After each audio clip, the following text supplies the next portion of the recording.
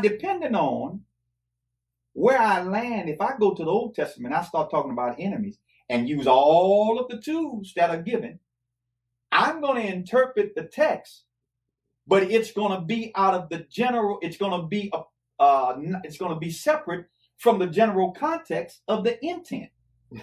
Because hold on, dog. You can't just hold on. You have to say that again. I know it's on camera and all that, but you want to say that again slowly.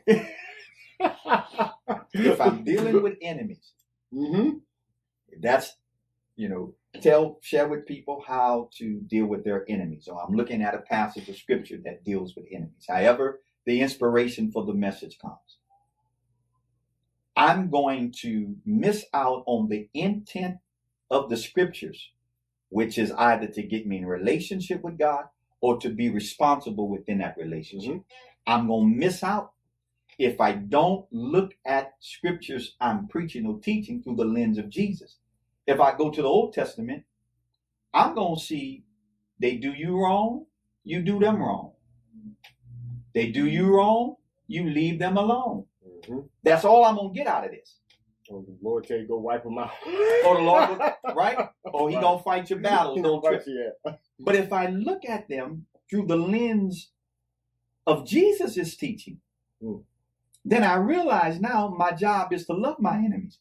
So when I go to the Old Testament and I see a situation like a Daniel who's got some enemies, or like Israel who's facing David, who's facing Goliath, I see now that my job, whenever with my enemies, is to respond the way God tells me to.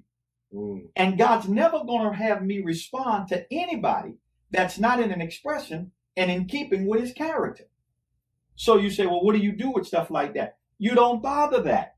Because that ain't, how is that in reference to you as a believer? Because you're supposed to love your enemies. Why you worrying about God making them your footstool? Because you misinterpret a passage. Yes, sir.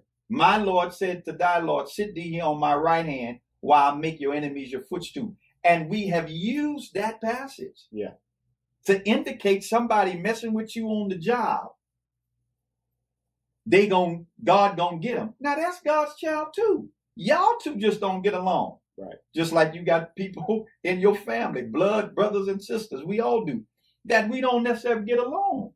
But that don't stop me from being child. So you want God to get her because she been talking about you on the job when she God's child too. Right. You see what I'm saying? If I see it through the lens of Jesus, I am forced to do something. Wow.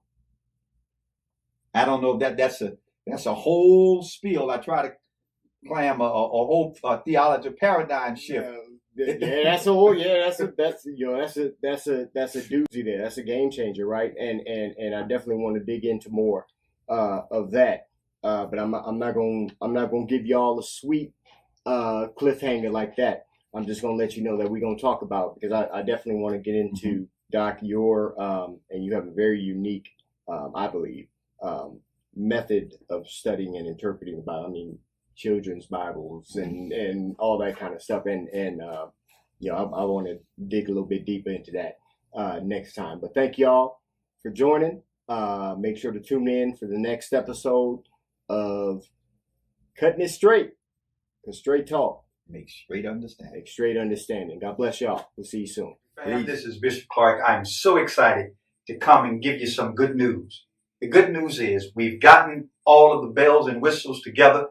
Internet connection is strong. We got everything we need to make sure that your Sunday morning experience here with Word on the Web is impactful, enlightful, but most of all, that God causes you from what you hear to walk closer with Him and better with others.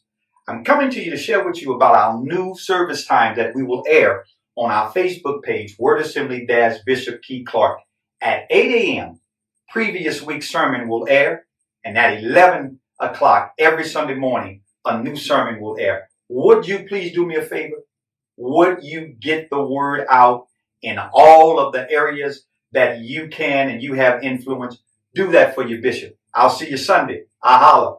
Peace.